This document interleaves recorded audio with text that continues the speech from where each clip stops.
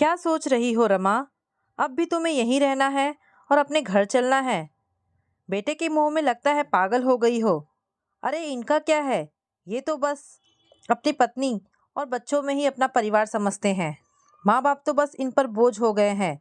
हजार दफे कहा, चुपचाप अपने ही घर में रहते हैं, पेंशन मिलता ही है, हमारा गुजारा आराम से हो जाएगा। पत्नी रमा के हाथ को थामे नवल बाबू बोल रहे थे। ऐसे कैसे इन्हें इस हाल में छोड़कर जा सकते हैं जी? थोड़ा तो सोचकर बोलिए। जाने दीजिए ना, बहू की बात का क्या बुरा मानना, जब बेटा ही ना समझे। पर हम तो माँ बाप है ना। बेटा बहू को छोड़ भी जाए, पर इस 3 साल की पोती को तो नजर भर देखिए, और फिर 2 महीने का पोता भी तो है। अरे बेटा बहू ना समझ है, पर हम तो समझते हैं ना, अपनी पोती को गोद में बिठाकर खिलाती हुई रमा बोली। कह रहा हूँ रमा, देखना जिस दिन ये दोनों अब हमें कुछ बोले, उस दिन तुम अपना सामान बांधकर मेरे साथ पटना चल चलोगी। एक तो हैदराबाद में कोई पहचान का है नहीं, बस घर में पड़े रहो। नवल बाबू सख्त लहजे में बोले।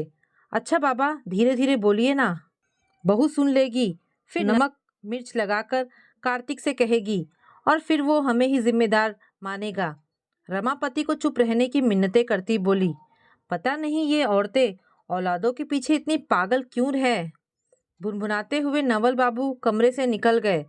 रमा अपनी पोती ईशू के साथ उसकी तोतली बोली सुनकर बस हाँ हूँ कर रही थी, पर ध्यान सारा नवल बाबू के गुस्से पर टिका हुआ था।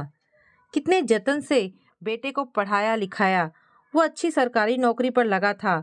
सोच रही थी बहू भी खोजकर अच्छी सी लेकर आऊंगी, पर बेटे ने कोई मौका ही नहीं दिया। अपनी पसंद की लड़की अवंतिका से ब्याह की रट लगाए बैठा रहा। अवंतिका देखने में हूर की परी तो नहीं थी, पर एक नज़र में किसी को अच्छी लग सकती थी। नवल बाबू इस शादी के खिलाफ थे, पर रमा के बहुत कहने पर रजामंदी दे दी थी। बहू को स्वीकार करने में उन्हें साल भर लग गए, वो भी बस इसलिए कि रमा अपने बेटे की पसंद का ही करती आई थी। तो शादी का फैसला कैसे नहीं मानती। बेटा हैदराबाद में नौकरी करता था, शादी के बाद अवंतिका के साथ वहीं चला गया। बेटा बहू कभी कभी आते, कुछ दिन रहते चले जाते। अवंतिका जब भी आती घर में कितने किराएदार हैं, कितने पैसे आते, और सब कुछ की जानकारी लेती रहती थी। वक्त गुजरता गया और एक बेटी भी आ गई। कार्तिक पूरी तरह अवंतिका के रंग में रंगने लगा था। वो जो बोलती वैसा ही कहता और करता। अभी 2 महीने पहले ही दूसरे बेटे के जन्म से पहले रमा और नवल बाबू को कार्तिक ने आने के लिए कहा था। यूं तो अवंतिका के माता पिता भी अक्सर बेटी के घर आकर रहा करते थे। बच्चे के जन्म से पहले वो चले गए, बस इसलिए कि बेटी को बड़े अस्पताल में जाकर बच्चे को जन्म देना था, जिसका खर्चा बहुत आता। कार्तिक खर्च कर तो सकता था, पर अवंतिका ने कहा, अपने मम्मी पापा को यहाँ बुला लो, तो हमारे खर्चे में हम उनसे पैसे मांग सकते हैं।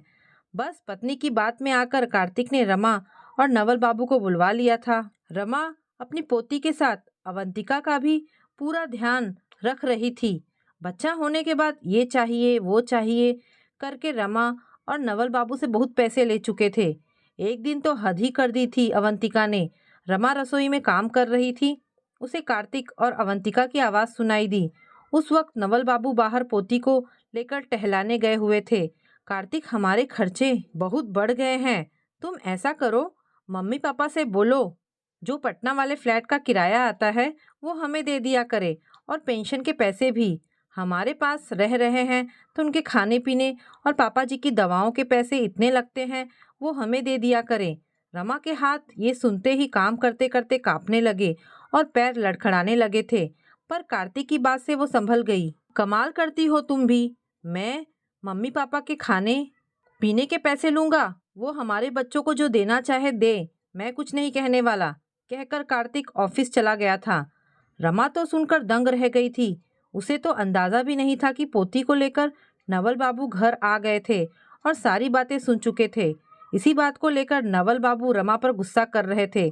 उस दिन तो रमा ने नवल बाबू को शांत कर दिया था। रविवार का दिन था, सब बैठकर खाना खा रहे थे। अवंतिका ने कहा, मम्मी पापा जी, आप लोग बहुत वक्त से यहाँ पर हैं, जानते ही हैं हमारे 2 बच्चे हो गए हैं, अब हमारे खर्चे भी बढ़ गए हैं, आप लोगों का भी खर्चा होता है। आप हमें अपने खाने का खर्च दे दिया करें तो हमें सहूलियत होगी। कार्तिक चुपचाप बैठकर सुन रहा था, कुछ भी नहीं बोला। अब हम बेटे के पास रहेंगे तो अपने खाने पीने का खर्चा देना है। हम तो कभी तुम्हारे पास आने पर तुमसे खर्चा नहीं मांगते। वाह बेटा, बहुत सही जा रहे हो। ये तो दूसरे घर से आई है, हमें अपना नहीं मान रही, पर तू तो हमारा खून है। ये सुनकर भी चुप है। नवल बाबू आवेश में आकर बोले, पापा क्या गलत कह रही है? हमारे खर्चे बढ़ रहे हैं, आप दे दोगे तो क्या हो जाएगा? कार्तिक ने कहा। कार्तिक बेटा, लगता है अब हमारे तेरे यहाँ से जाने का समय आ गया है। सोच कर तो यही आई थी, कुछ महीने रह जाएंगे, पर तुम दोनों पर हम शायद बोझ हो गए हैं। रही पैसे देने की बात, तू वैसे ही मांग लेता तो हम दे देते, पर हमारे खाने पीने के पैसे मांगकर तूने तो मेरी ममता को भी छलनी कर दिया है। आप ठीक कह रहे थे जी, हमें उसी दिन चले जाना चाहिए था जब पहली बार अवंतिका ने कार्तिक से ये बात कही थी। मुझे माफ कर दीजिए जी, बेटे के मुंह में आज आपको यूं बातें सुननी पड़ी। कहकर रमा नवल बाबू की ओर गुनाहगार नजरों से देख रही थी। दोनों ने फ्लाइट बुक किया और दूसरे दिन कार्तिक के घर से निकलने को हुए तभी कार्तिक उनके पास आकर माफी मांगने लगा। मुझे माफ कर दीजिए पापा, मैं अवंतिका की बातों में आ गया। आज इस मुकाम पर आप लोगों की वजह से ही हूँ। पता नहीं मेरी मति क्यों भ्रष्ट हो गई, जो मैं ऐसे बोल गया। बेटा तू जैसा भी है रहेगा मेरा बेटा ही, पर आज तेरे माँ बाप को समझ में आ गया, पैसे के आगे रिश्ते नहीं टिकते। रही तुम्हें पैसे देने की बात, जो तुम कह रहे थे जरूरत बढ़ गई है, तो मैं हर महीने कुछ रकम पोती के नाम जमा करता रहूंगा। अब तुम जब हमारे घर आओगे, अपना और अपनी पत्नी के खाने के पैसे देना। जो तमाचा तुमने हम दोनों के मुंह पर मारा है, ये तमाचा किसी और को ना मिले। कहकर नवल बाबू रमा का हाथ पकड़े और कैब में बैठकर एयरपोर्ट की ओर चल दिए। कार्तिक गुस्से में अवंतिका को देख रहा था।